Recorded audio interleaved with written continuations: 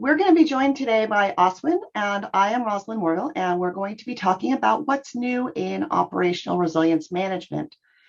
Thank you so much for joining us, and we'll just get started now. It's top of the hour on the East Coast, and thank you so much for joining us today. Couple of housekeeping things we're going to get out of order.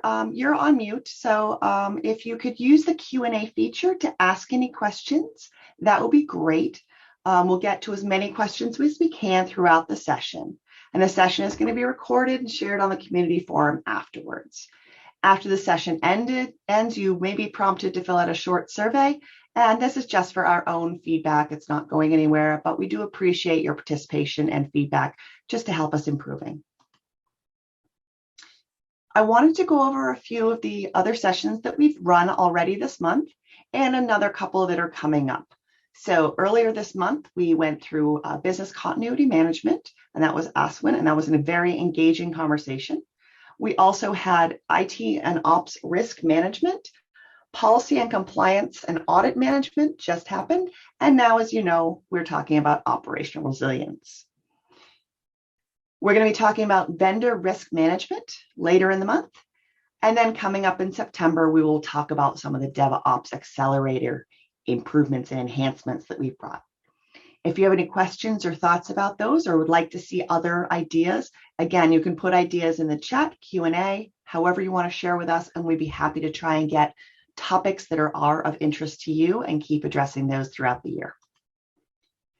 So without further ado, I'll introduce you to Oswin. Oswin is our principal product manager, and he's responsible for both our business continuity management and our ops res products. And I am Rosalind Worrell, as I said, and I'm a product marketing manager here at ServiceNow. So the three operational resilience features we're going to highlight today are business services, importance and impact tolerance analysis, and scenario analysis. And I'll just give you a quick overview of each of those. And then I will pass it over to Oswin, who will be able to demo each of these features for you. So the first one is creating and maintaining business services. Customers who are already tracking business and technology and application services can now bring them into OpsRes. And the reason to do this is to understand dependencies within context. And we're providing for you a 360-degree tabular view across your suppliers, facilities, people, and their technology pillars. This enhances the understanding across each of these areas and provides business context for the service with your GRC data from the CMDB. And Oswin will detail that shortly.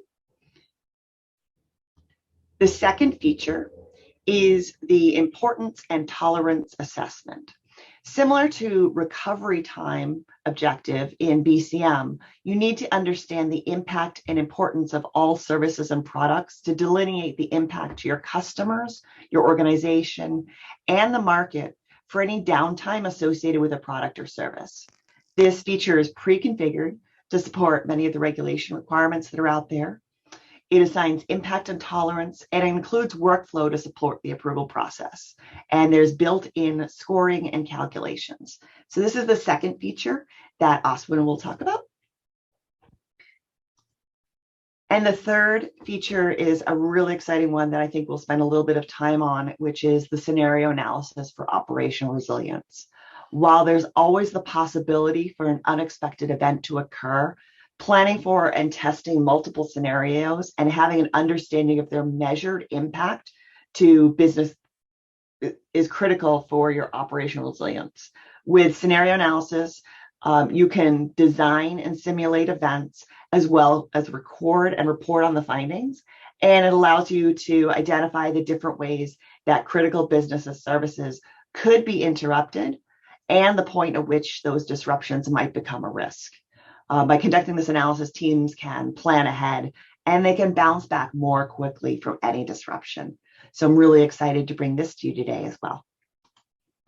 So Oswin, I don't know if you want to take over control and share your screen and provide a demo. That would be fantastic. Sure. Just a second.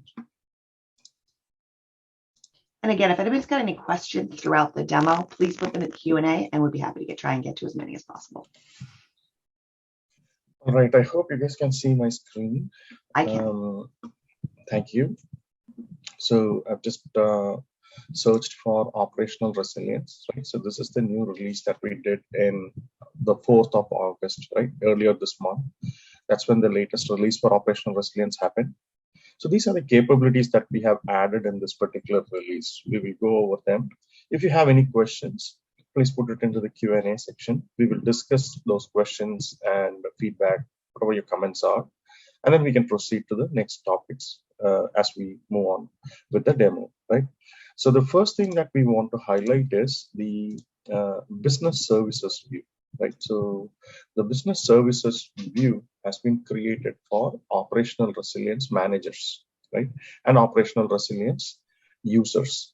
The same can be also assigned to the service owners as well, right? So if you have already captured your business services as part of the CMDB, that gets reused here. You don't have to key that in again, right? So if you have captured the business services and the IT dependencies as part of the CMDB, that gets entirely reused in operational resilience solution. So you can see this is a very similar view to the CMDB.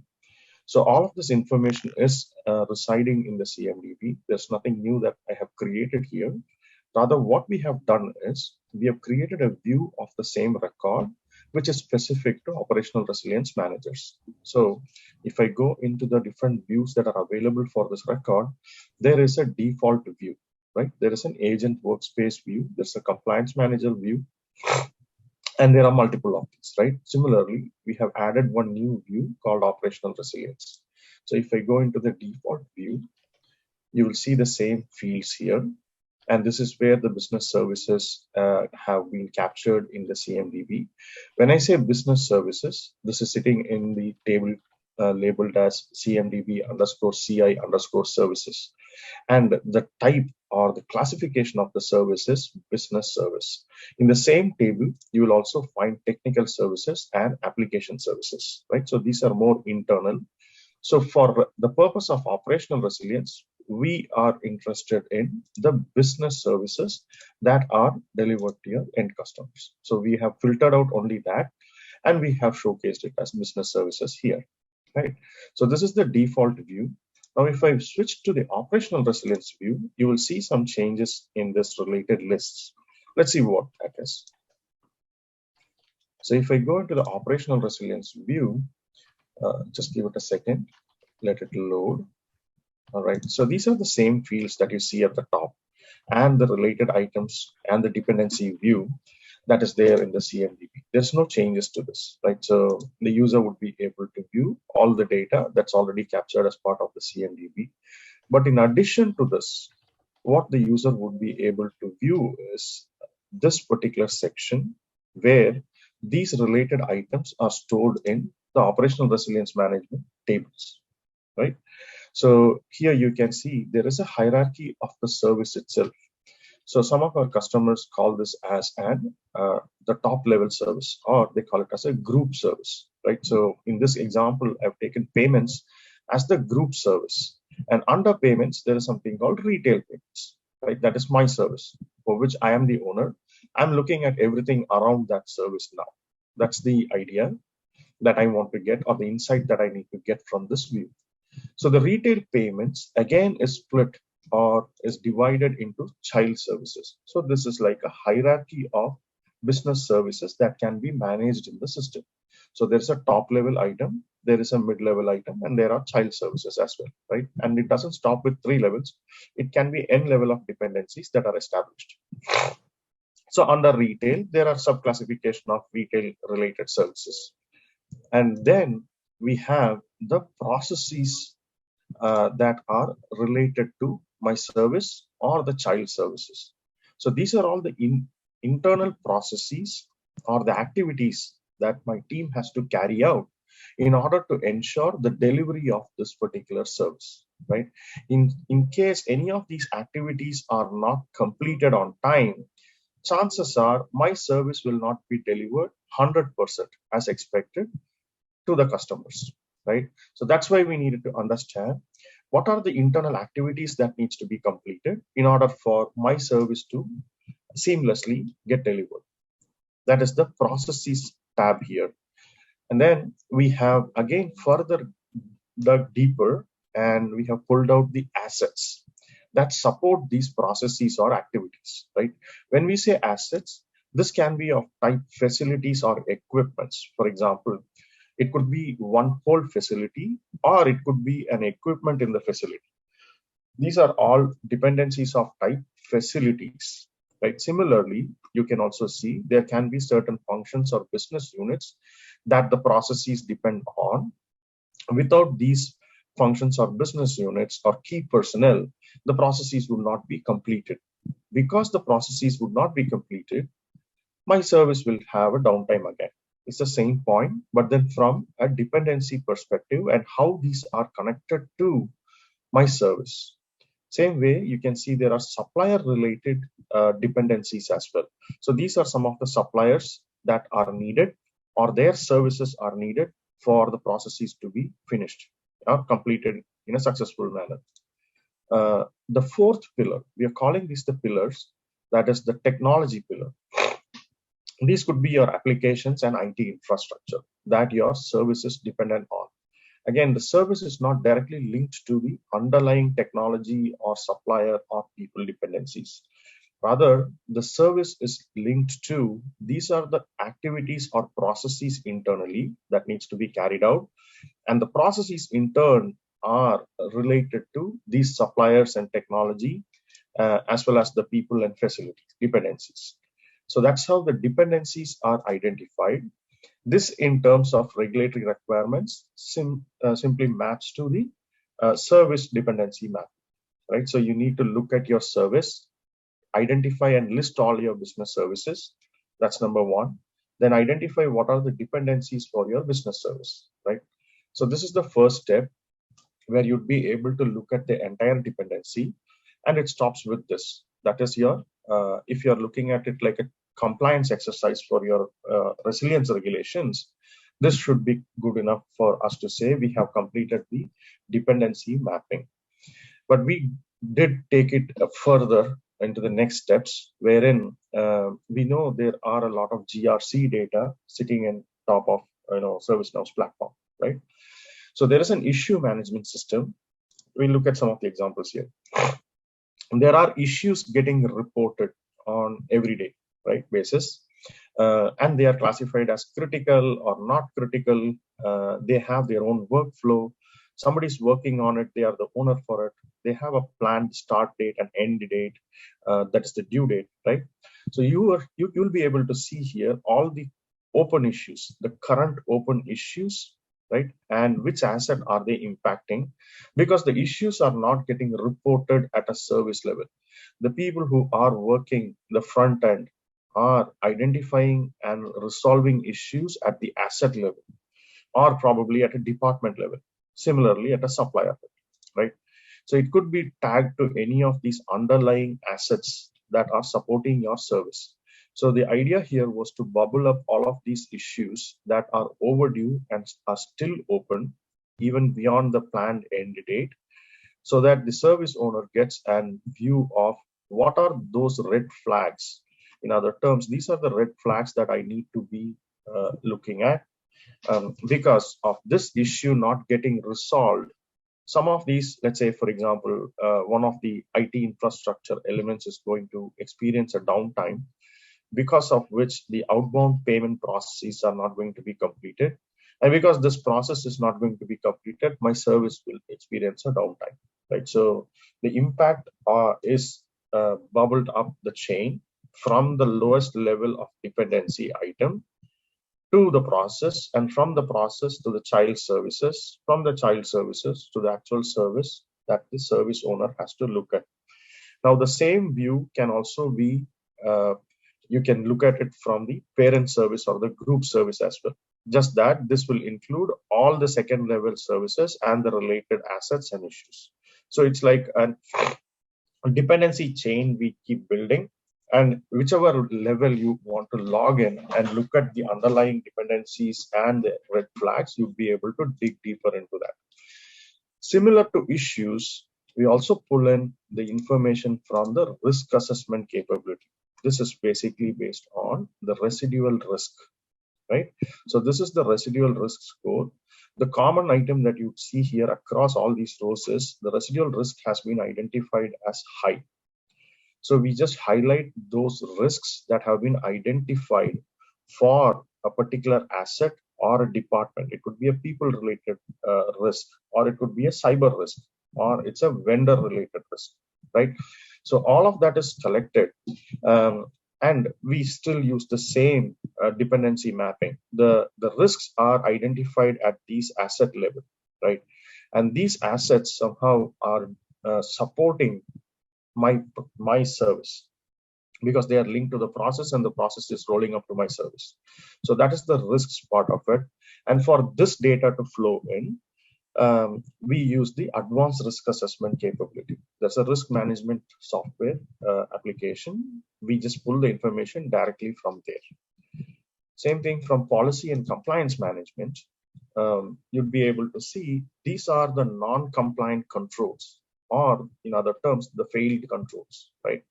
So these are the controls that we have, and these have been tested recently, and they have been marked as non-compliant, right?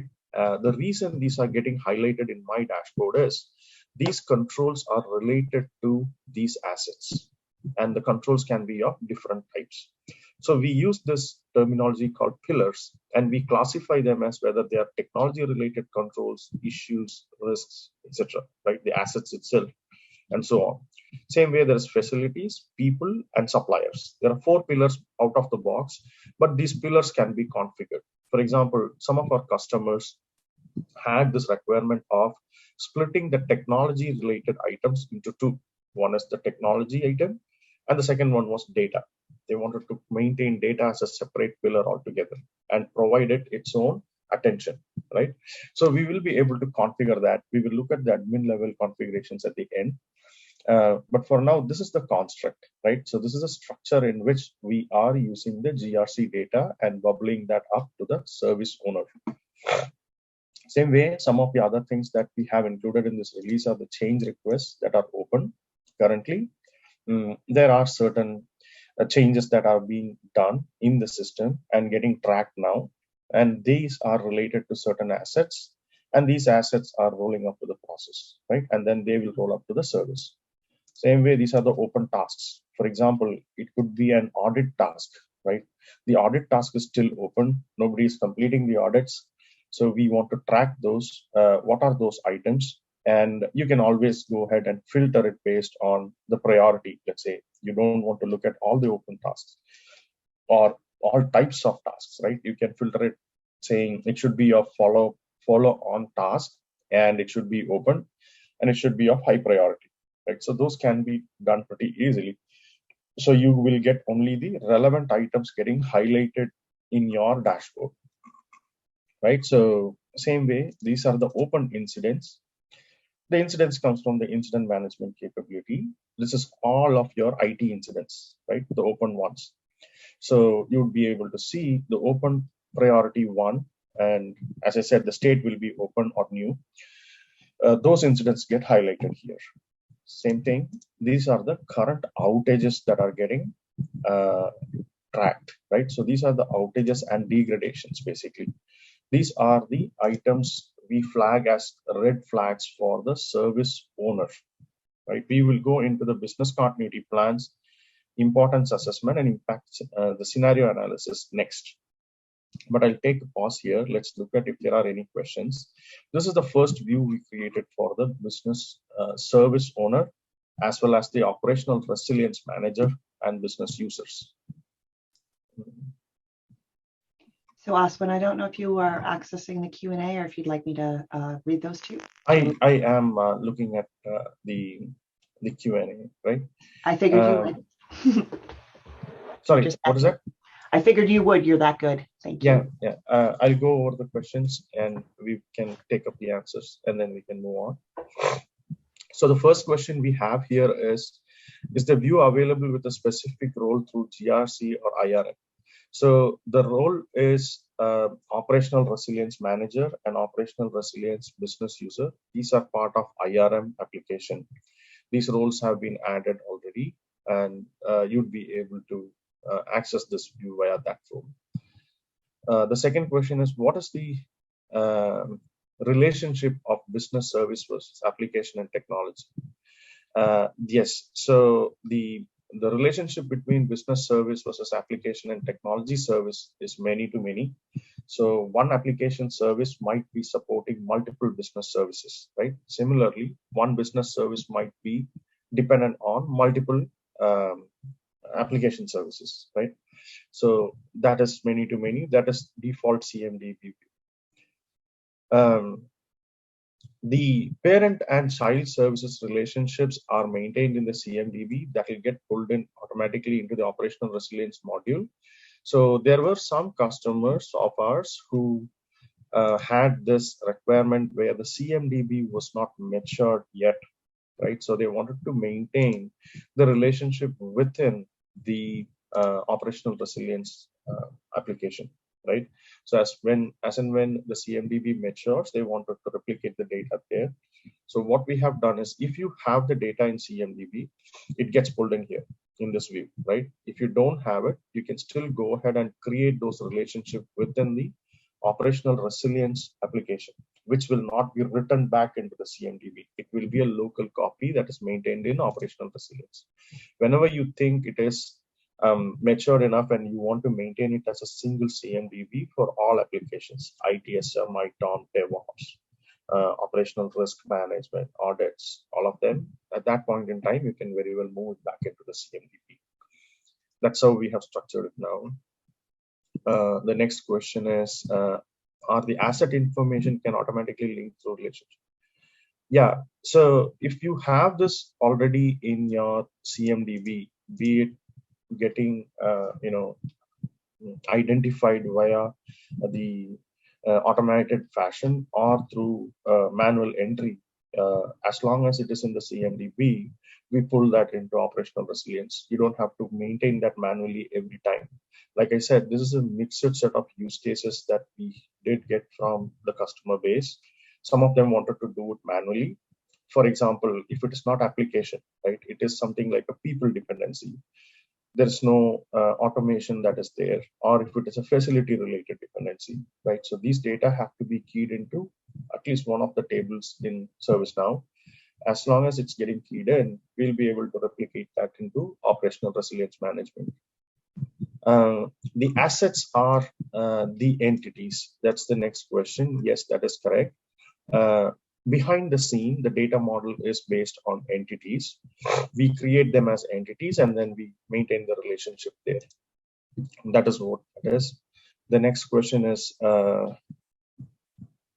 so the service mapping, whether the parent and child services adopting from the service mapping, as long as it is getting added into the CMDB, it will get pulled in based on a scheduled job that runs, right? You can set it as, let's say, once in every 4 hours, the operational resilience view has to be updated with the latest data in CMDB, or let's say 1 hour, every 1 hour, right? As long as it is there in the CMDB, it gets pulled in. That's how we are doing this. And then we have one more last question.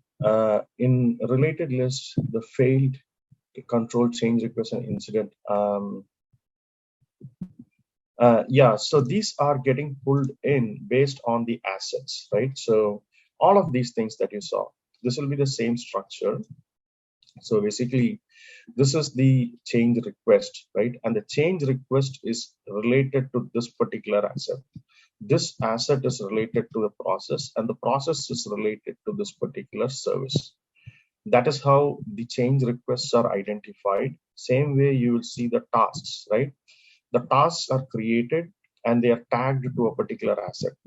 And that asset is rolling up to some child service. That is one of these 4, right? Retail child services.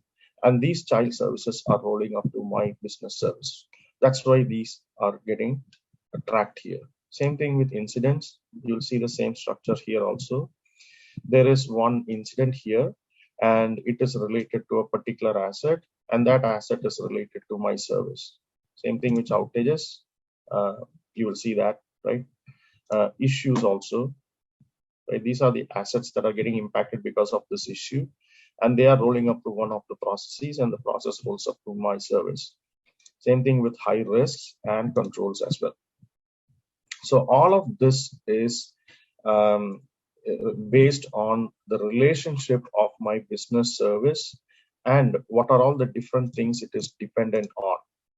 And because this dependency is established, whenever there is transactional data getting captured as part of GRC practices, all of that can be pulled in. I can establish the relationship and the relevance between those GRC data and flag out what are the the hotspots, right, or the red flags that needs to be shown to the service owner or the operational resilience manager. So these are some of the ones. We also have the vulnerability response management integration and HR cases, etc., coming up in the next releases. So you will see those also come up here. And in the current release, this is based out of this user interface. The immediate next release is in February, when we will have the workspace UI for the same view and others that we will see as well, right? So there is a very nice looking dashboard coming up to highlight all of this. Like you might have noticed, there's a lot of data here, right? There's dependencies, there's issues, n number of rows of data, because this is collecting information from across applications. So there are some enhancements planned, but for now, if you're looking at implementing the application, you can very well do that and start collection of the data. We have multiple releases planned for this in the upcoming releases. All right, so this was the business service view. Once we have the idea of the business service, the dependencies, the next thing is you need to identify how critical is your business service. I am the owner of only one business service in the system, right? Let's say there are 2,000 of those or 20 of those. So I need to identify what classification or criticality should I report this as, right? Earlier, till this point in time, in the CMDB, the user had to go in here and then simply select one of the values, right? So now what we have done is we wanted to bring in some method for calculating this, right? And this is called the importance assessment. Some of our customers call it as critical business services, CBS, right? Critical business services.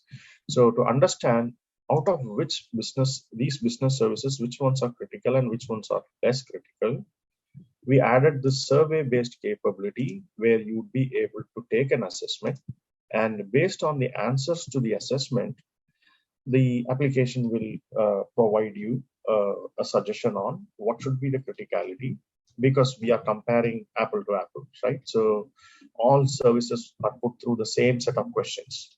Based on the answers for all the services, we would say some of the services are critical, some of them are not, and some of them are medium critical, let's say, right? So we will look at one of the examples here. This has a workflow as well. We'll look at how the questionnaire is set up, etc. So this is the workflow. Not a very complex workflow. It starts with draft. Once the drafting is done, and the person who is the assessor, who needs to provide the answers to the questions, would get it, and this will be in pending response. Once they have provided all the answers, it moves into response received. Once this is received, if there is an approver, which is optional, right? Someone can review and approve your responses. It will move under from pending approval to approve, and then you can close it, right? Or at any point in time during this workflow, if you think this is not relevant and this needs to be cancelled, the user can simply say this is cancelled, right? Till the point it is in approved status, it is considered as a valid assessment, and this will be picked up in your reports. That's how the workflow is. Now let's look at the details of this assessment, right? You can provide a name for your assessment. You can provide a description for the next person who's going to take the assessments, let's say, right? There's an auto-generated number, there's a state, which is actually the same values as here. This is currently in approved state. And you can say who's the owner and who's the assessor. the owner will be asked to select a particular questionnaire template. We will look at what the template is, right? Based on the template, the user will get those many number of questions to be answered. Once you have selected the template, you would be able to select these are the 4 services for which I want to do this assessment now, right? So there are 4 services that we have selected, and this is the assessment itself. So here, if I answer this questionnaire once, the answers hold good for all the services that I have selected here. If I want different answers for different services, then I can create those many assessments as needed. I will not be having all of these in the same assessment. I'll have one for each of them, right? So we have provided that flexibility as well. So let me open up this assessment now. Just a second. All right. So this is the view for the end user who's providing the assessment, right? Who's providing the answers. So here, broadly, we have classified the questions into 3 categories, right? Impact on customers, impact on the firm, and impact on the market. So this is out of the box. However, you guys can go ahead and change it. There's a graphical user interface for this. You guys will be able to change whatever is the categories. You can increase this to, let's say, 7 or 10, as well as under each category, you can change the questions as well, right? So these are the questions. So the user can provide, for example, this is a checkbox, right? Multiple select. So what are the kind of customers who use your service? What is your customer base, right? What is the number of vulnerable customers who use your service? So the user can provide these answers. The same question is posted for every service owner. They will provide the answer based on their service, right? So once these answers are provided, we will be able to assign these answers with a numerical value behind the scene. Basically, if I select 76 to 100%, for example, right, impact on market stability, or let's say the financial impact is between these 2 values, this is my answer, right?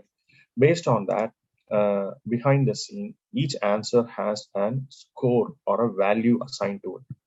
So we would be able to calculate the financial impact and say it has got a 3 point. So I've added 0, 1, 2, and 3 as possible scores for each of the questions. At the end of day, I have like 13 questions created and answered. So based on the value that I have for each of this question, I'll get a total score.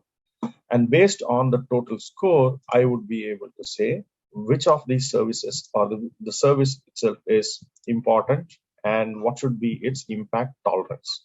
So it's currently driven off of a single survey, right? So it calculates the importance, right? And it also calculates what should be the impact tolerance. This is only an example I've taken. This can be changed, right? So let me show you how this works behind the scene.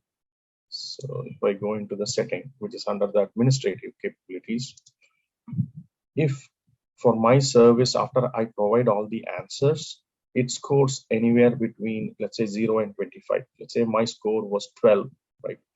So the application would go into this mapping table, look for this, and then see what is the importance. You have scored 12, so it will classify my service as not critical, and it will assign an impact tolerance of 4 days. Same way, if I have a score of, let's say, 89, right? So it will know this is the row that fits in, right?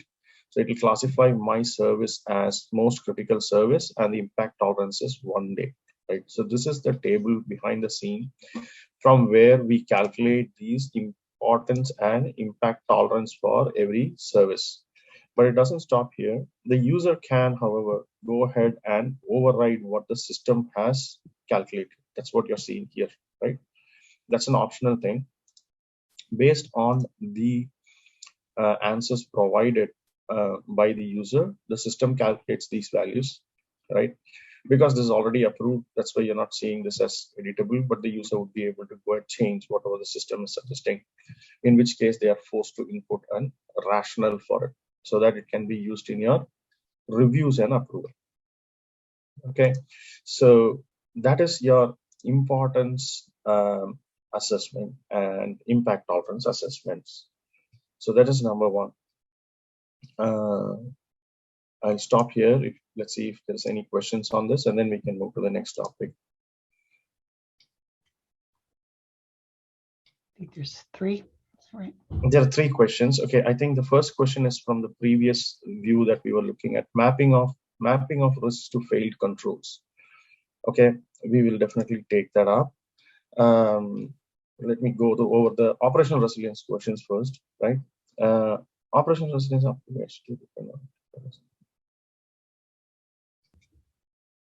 Okay, yeah, that's a great question. So operational resilience appears to be dependent on multiple SN modules, right? What is the foundational SN modules that are needed for operational resilience? So the operational resilience application itself is part of IRM professional SKU. Basically, if you have IRM professional, you will already get entitled to operational resilience. And if you see, most of the capabilities that are there in the operational resilience revolves around IRM. So that is your risk management, control tests, etc. Right? The only additional capability that operational resilience currently interacts with and it is optional and pulls in data is from business continuity management. So if you have business continuity management as well as IRM professional, you're covered. So all of the capabilities that we are seeing will be part of your entitlement already. So if you don't have the business continuity management, operational resilience will still work. It's just that the business continuity plans and exercise results will not flow back into operational resilience. You'd still be able to get all of your dependencies, the impact tolerance, scenario analysis, the services view that we saw, as well as the dependencies, right? So if I go back into that, if you see the faster retail, the example that we were looking at, right? You will still be able to see all of these tabs, right? All of the values getting pulled in as well. Only thing that you will not see is this particular tab here. This will be hidden. That says business continuity plans. Same way, in the dashboards, there are multiple reports that gets pulled in based on the exercises in BCM. We pull in the results, the plans, the areas which don't have a plan, etc. So those are the only areas that you will not be able to utilize without BCM. Other than that, everything else will work because either they are already part of the platform. For example, change request, tasks, incidents, and outages, they are already part of the platform. Failed controls, high risks, and issues are part of IRM, right? And this is nothing but part of our CMDB, which is part of the platform again. So you'll be able to get all of them. Impact and importance assessment we just discussed, which is part of operational resilience. You'll get entitled to that as well. We are going to look at scenario analysis next. All right. So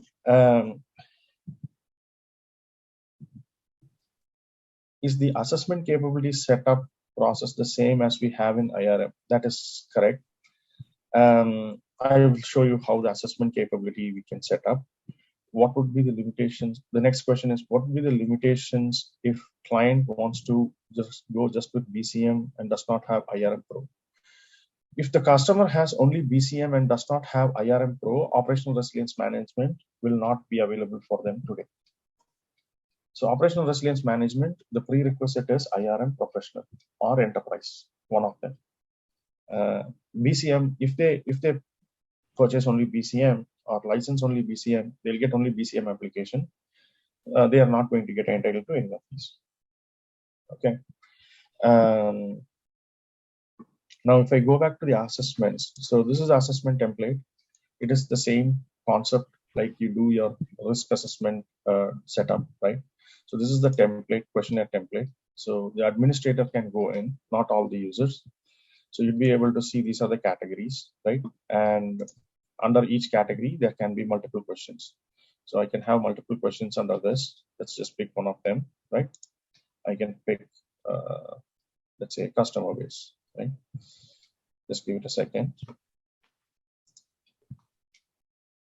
So you can, for some reason, it's taking time. Just a minute, guys. Okay, there we go. So you'd be able to see that this is of what type the question, right? And I can also say what are the possible options what would be the value in case user selects this as the answer, this one and this one. So the possible values are here, and this is what we'll be using for our calculation, right? So this is the same assessment engine, which is part of the platform that fuels that assessment. Basically, you'll be able to set up individual questions and the possible answers. Once you have the individual questions and answers, then you can create categories and group them under categories. Once you have the categories, you can combine all the categories and create one template itself, right? And that template is what you will select during an assessment, which will be used for all your basically sending out the questionnaire survey to the people and getting their answers. That is what this is. We will take up the risk failed controls and risk mapping. We'll just park that for now, Suraj. I will finish the operational resilience topics today, right? If time permits, we will definitely jump into the risk and control. Otherwise, we will answer that over email for you guys. Okay, so that is your second functionality that just got released. That's the importance and impact tolerance, right? So once the importance and impact tolerance is done, the next one is the scenario analysis. Before I get into the analysis itself, let me show you some of the setup parts for that, right? There is an concept of event groups. Event groups are created for you to do reporting in the future. Basically, you'd be able to create these as event groups as categories, right? So you can provide a name and then a label to be used in the system, and this can be a hierarchical choice list. Basically, you can have technology related events, people related events, ITDR or infrastructure or control test failure events, etc. Right? So I just created some for example here. Once you have this event groups created, the next thing is to go ahead and create the individual events itself, right? So the individual events can be something of this nature, like some of the events that you foresee that can happen, or it could be based on certain exercises that are done in BCM, right? So you'd be able to use the same kind of taxonomy here and create these. And once you have the events created, you'd be able to tag it to the group, the right group as well, right? So you'll be able to provide a name for the event, a description. You can say whether it is active or not, in case you want to use this for references in the past and you don't want this to come up in the dashboard going further. You can simply say this is not active anymore, right? So that means this will be in the system, but it will not be available for selection any further. The reason is if there is a reference to this particular event in some of the analysis that we did, let's say in 2018, those data will still be preserved, right? But it will not come up for analysis any further. So that was that one. This is the event group, just a classification. Once you have the events created, the next one is to create your scenarios. Scenarios are like a container of events, right? So I can have one scenario. Let's just take this as an example. I can create a scenario. I can provide it a description. Again, here also I can make it active. This is the ID that's getting generated. And I can classify the scenario into what are the different pillars that it's going to impact, right? So this again is used for reporting and classification. You can add the different events that needs to be part of your scenario itself, right? So there's a facility outage, then there's a power outage, there is a commute that is getting taken out, etc. So you can add n number of scenarios from, events from the existing event list, basically, right? And once you have added it, you can do is you can provide an order for this particular list of events. So this is the same order in which it will be available for the operational resilience managers to analyze during your scenario analysis. So, but the user can also inject new events during the analysis. That is injection of newer events during your analysis phase itself.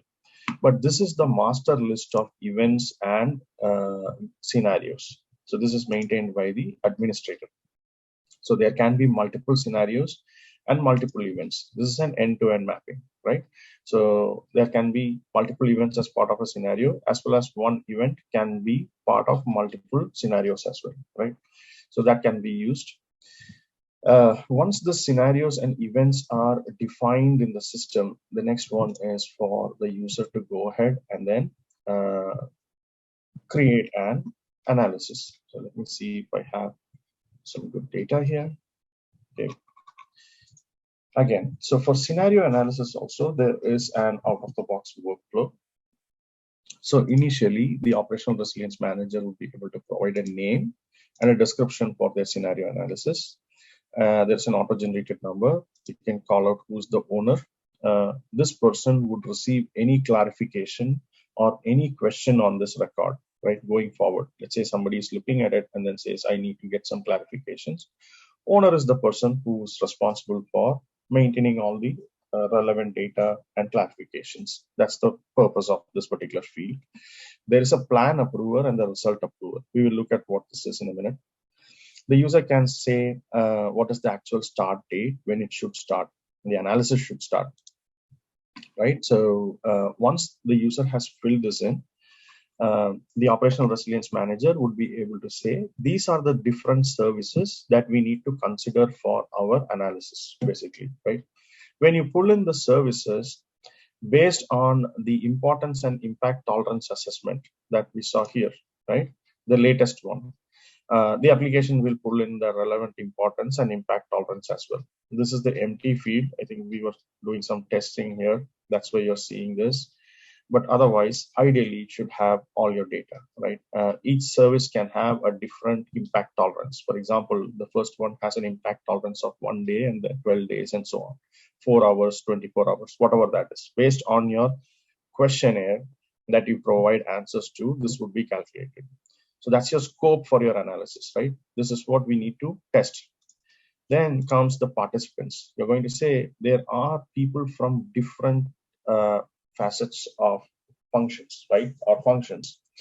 Basically, this user is to be participating in this analysis and they need to be representing the technology role. Now, this role is not the same as the roles in the platform tables, but this is just an indicator. We will see what that is. So, oops, sorry about that. Should have clicked on a different link. Okay, there you go. So you can say which participant, what is their role. This is only an indicative list that I have added, right? You can manage your own set of roles that you want to use during your analysis, right? So I've said someone from HR, someone from legal, finance, technology, people, data, supplier, and so on. So you'd be able to add in the right set of roles, add in the instruction for that user, and you can like that build a list of all participants who need to be part of this analysis.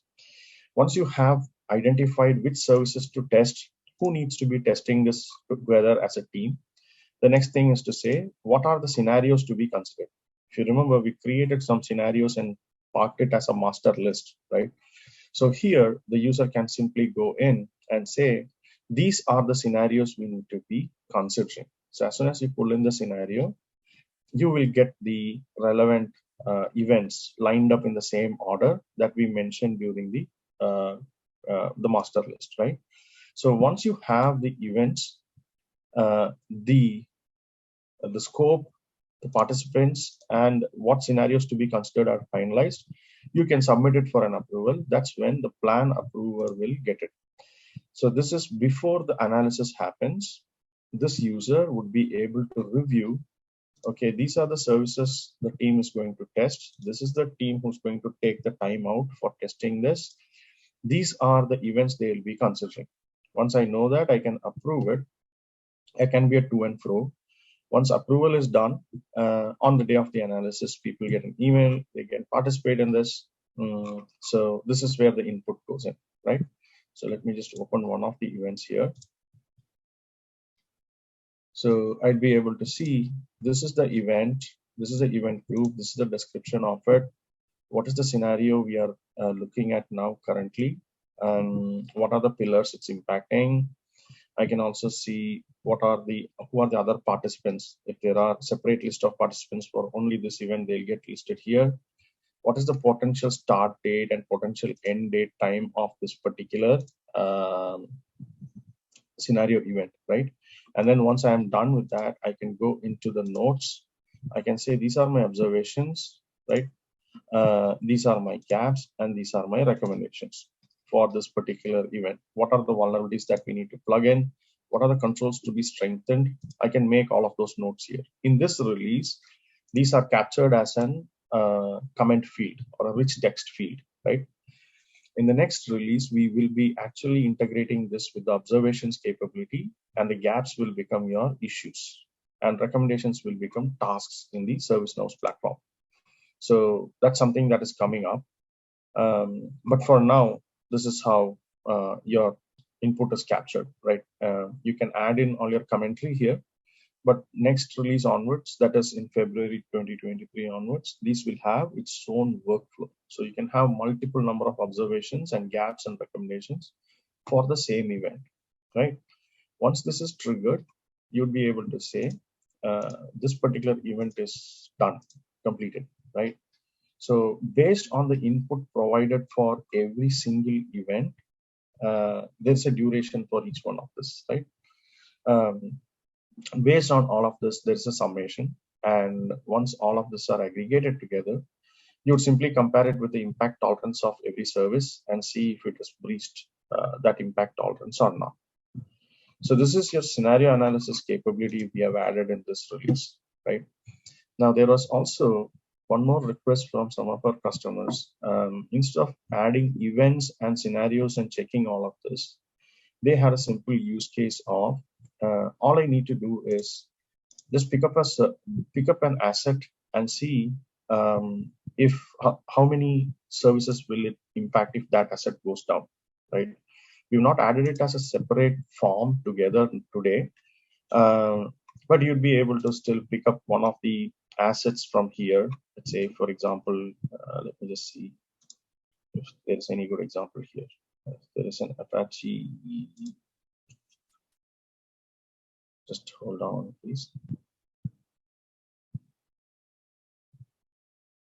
So if you pick up any of the assets from the list in the data model that we have created for this, you would anyway see all those relevant, the upstream, downstream entities, and what are those, services and processes that you're going to take out in case your asset goes down. In this case, we are going to be impacting these many different business processes. These are the upstream items, right?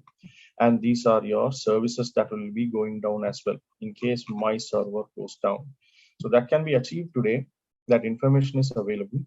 But in the next release, we will create something like a form where you would be able to just say, these are the assets to be considered. What are the services and processes that will get impacted?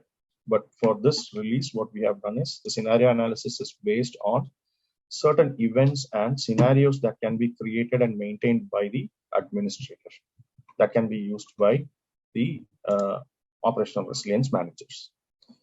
So this was the scenario analysis capability. We'll look at if there are any questions.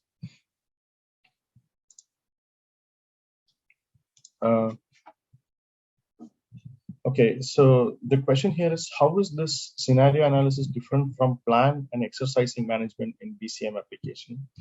So if you look at the scenario analysis part, there is no plan involved in this, right? There are no recovery tasks that are getting triggered. Basically, you're just looking at what are the scenarios that can go wrong and saying what could be the impact in case that actually materializes, right? And you're just saying what could be the potential start and end date time or the duration. That's all we are capturing here for the scenario analysis. The exercises from Bcm will become an input for this. Basically, last time when you tested, let's say one of the servers went down and it took us, let's say, 48 hours to bring that back up again. So if it is the same scenario that you're testing now, that would become your answer or the data substantiating your take, saying whether it is 48 hours or 72 hours or 24 hours, whatever that is, right, for that kind of an event. So the exercises will become an input here, but this in itself is a different capability.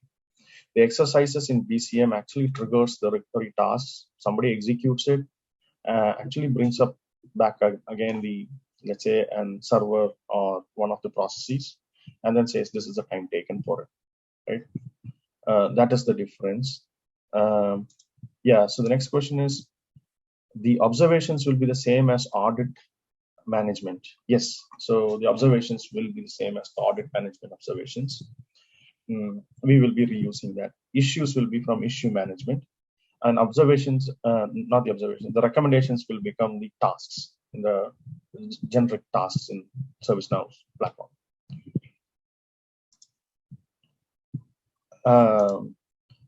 So can the software find potential bottlenecks from input given into a scenario? So these are, so that's what I was trying to explain. So you can go look up for one particular asset and look at what are all the different processes and services that will go down and experience an outage, right? If you're looking for further information on this, and if you have input, let us know there.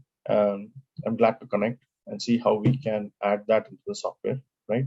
We do have some additional capabilities coming up on this, but I'm not sure what you're looking for, right? The remediation tasks, yes. So this next question, the tasks that you're looking at, what we will be doing is, let me just show you, probably that will answer this faster. So when we are looking at the tasks related to a particular service, for example, these are all the tasks, right? This is my service and these are all my tasks. Now there's an additional capability here where I can simply click on new and start off a new task, right? So when I say new, you'll see an interceptor page here. What type of task would you like to create, right? There are a bunch of these things, right? For making it simple for all of you guys, what we have done is we just exposed this one, right? This is called the interceptor. You're seeing this button because I've logged in as the admin. Otherwise, this wouldn't be there. If it's a business user, you'd simply say, I want to create a follow-up task. Or if you want to create a remediation task, I think it should be somewhere over here, right? And so on. So you would be able to filter this out based on what is your business requirement and only make that available for the end users. So we've just opened it up, right? So these are all the different kinds of tasks that can be tracked. So when I say the recommendations can be tracked in as tasks, it will be the same experience. Basically, you click on start new and you land up on this one. Once you have chosen which one that you need to use, probably you don't want to have all of these, right? All of them might not be relevant. So you can just click on one of those and that should start working. I hope that answers that question. All right. So yeah. So today we were looking at only the operational resilience related item. The mapping of controls and risks is one of the open items. I know Suraj had one of those questions still open. We will get that answered over email to you, right? Or if needed, we can set up a follow-up session with you to connect on that. Thank you so much. With that said, we are on top of the hour and we have kind of looked at all the questions open. So that's what we had for today's demo. Thank you. Yeah, thank you so much, Aswin. I'm just going to move forward and conclude this out. If there's additional things that you're interested in learning about, we're connected on the community, obviously our website, and you can always watch our live on ServiceNow On Demand episodes. Thank you so much for your time today. We sincerely appreciate it, and we look forward to you joining us again on another upcoming episode. Talk to you soon. Thanks a lot and have a great afternoon.